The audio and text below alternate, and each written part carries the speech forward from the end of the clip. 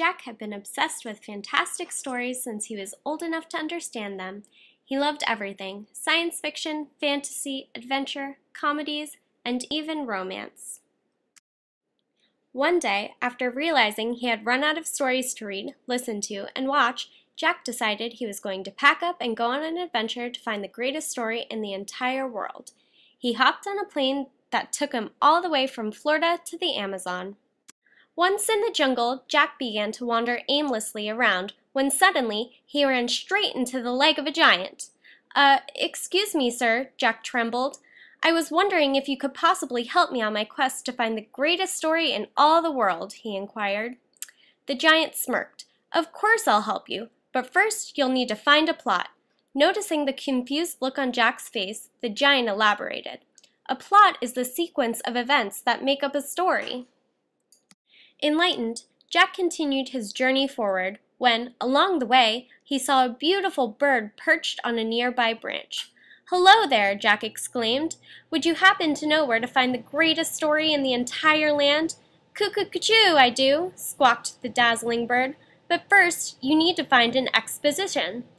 This will introduce you to the setting, characters, and the basic situation of the story." Content with the bird's answer, Jack continued on. He walked a mile or two more when he decided it was time for lunch. He sat down on a nearby log and began to eat his peanut butter and jelly sandwich when suddenly he was confronted with an alarming scene. In the distance, it appeared as though a lion and a tiger were loudly roaring at one another. Quietly and stealthily, Jack began to slip away when unexpectedly the two beasts were at either of his sides. "We don't mean to alarm you, kind sir," crooned the lion. "We were just incredibly hungry and were wondering if you would be willing to share your lunch with us."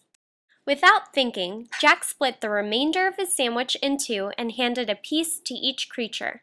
"Now you two have to help me with something," Jack demanded. "I need your help finding the greatest story in the entire world." With sharp, grinning teeth, the beasts looked at one another. The lion shook his mane importantly and said, "In order to find the greatest story of all time, you must first find the conflict. That's the struggle between two opposing forces," added the tiger. Jack yelled thank you to the two animals and hurriedly followed the path onward.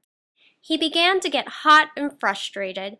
"It's useless," he exclaimed. "I'll never find it." He threw his backpack on the ground and sat pouting when he noticed a small, helpless monkey struggling to reach a banana.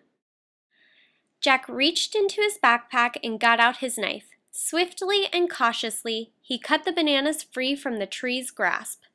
"Thank you so much," said the grateful monkey. "Is there anything I can help you with?" he inquired.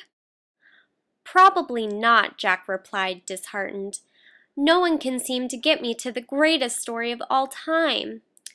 "Oh," shouted the monkey, "that's easy. Just be sure to find the climax first. That's the decisive moment of maximum intensity or turning point in a plot. Happy trails!" Still confused, Jack ambled onwards, this time in the direction of the airport. On his way there, he saw the giant from earlier in the day again. "Did you find your story?" inquired the giant. Disappointed, Jack told him no. "Oh," said the giant. "Well, when you do, remember to tell me all about its resolution. That brings the story to a natural, surprising, or thoughtful conclusion. Good luck!" Annoyed and upset, Jack boarded his plane back to Florida. That night, when he was lying in bed, Jack began to think of all the great stories he had read and heard about. He had read about princesses, monsters, cowboys, and even aliens. It was then that he concluded that none of those stories could ever compare to the one about the young boy who goes on an adventure to find the greatest story of all time. In fact, that story didn't even exist until today, Jack thought. That's because Jack had realized that the greatest story of all time was his own.